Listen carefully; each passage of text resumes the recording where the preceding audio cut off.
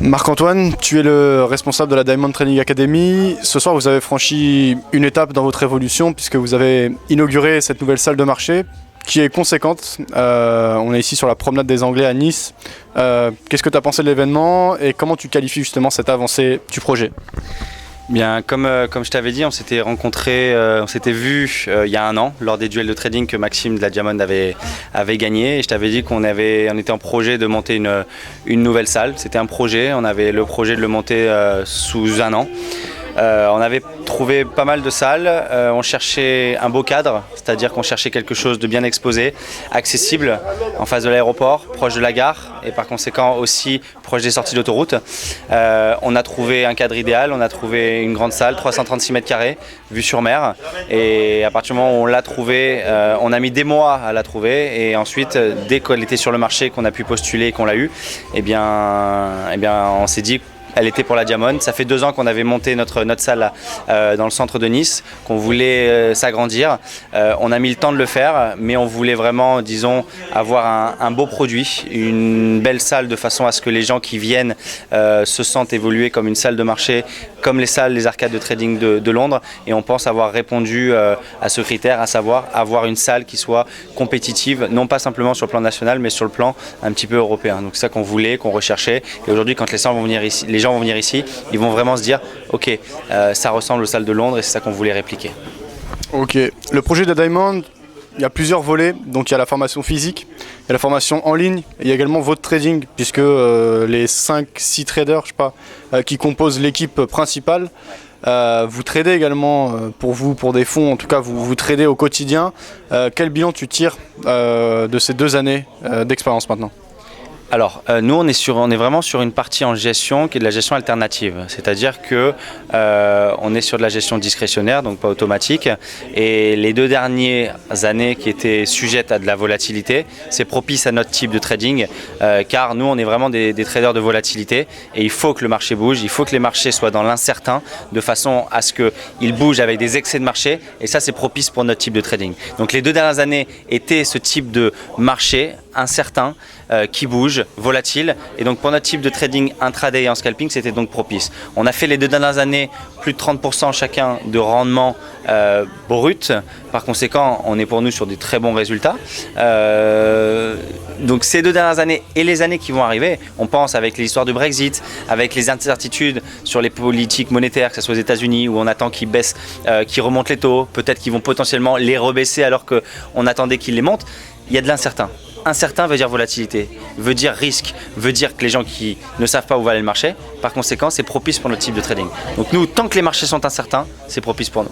Le pire, c'est des marchés qui ne font que monter, sans news dans le marché, des marchés qui sont sûrs de leurs fondamentaux. Pour nous, c'est un petit peu la mort du trading parce que peu d'arbitrage à faire.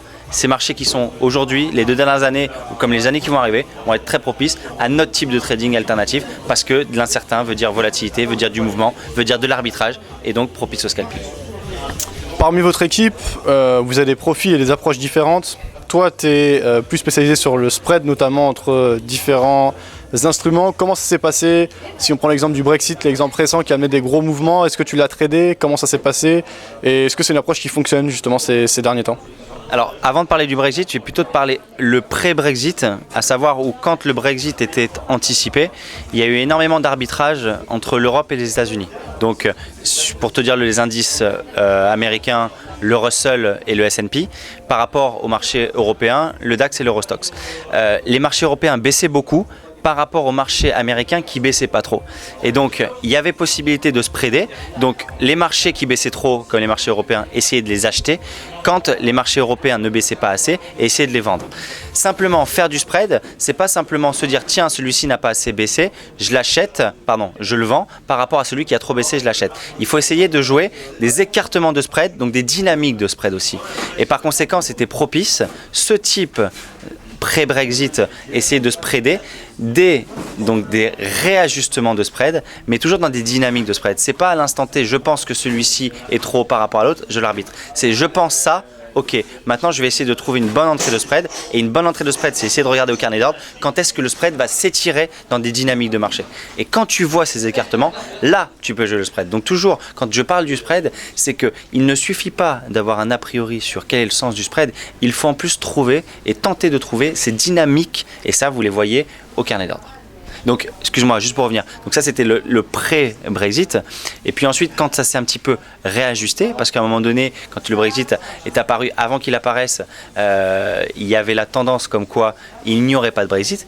Et bien là, l'Europe s'est mise à remonter. Et la veille de la sortie du Brexit, le marché était remonté et a fini carrément au plus haut. Nous, notre spécificité première, c'est de l'intraday. Donc on a coupé toutes nos positions, chaque jour elles sont coupées.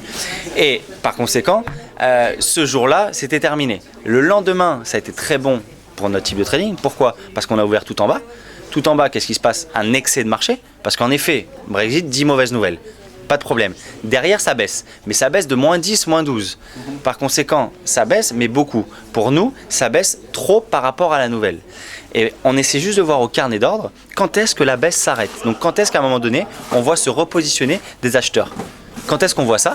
Après une forte baisse, si d'un seul coup vous voyez une main acheteuse qui se met à acheter 10-15 prix de stocks en l'espace de moins de 5 minutes, ok, de nouveau il y a une main acheteuse. Par conséquent, on peut commencer à monter des positions acheteuses par rapport à ce niveau-là.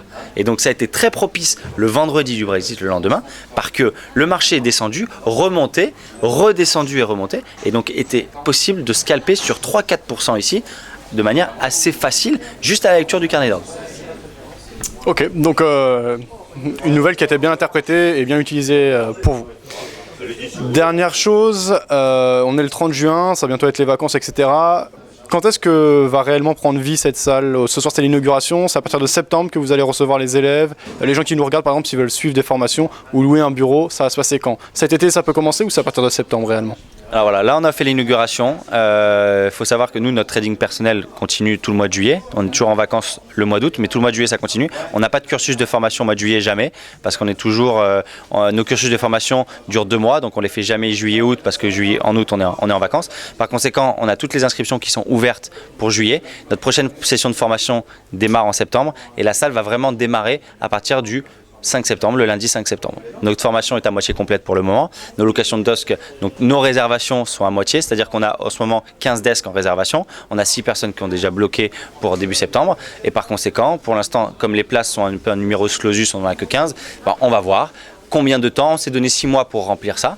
On n'a pas fait de communication avant l'ouverture de la salle parce qu'on voulait que l'inauguration ait lieu avant vraiment de communiquer. Donc c'est à partir de maintenant qu'on va essayer de faire connaître cette salle, qu'on va essayer de montrer aux gens, surtout de la Côte d'Azur, qu'il y a une salle disponible pour eux.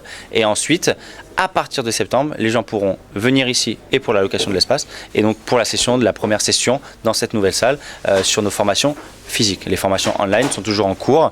Elles se terminent toujours fin juillet et reprennent début septembre. Ça marche. Merci Marc-Antoine, bonne soirée et merci pour cette invitation. Merci beaucoup, c'est gentil.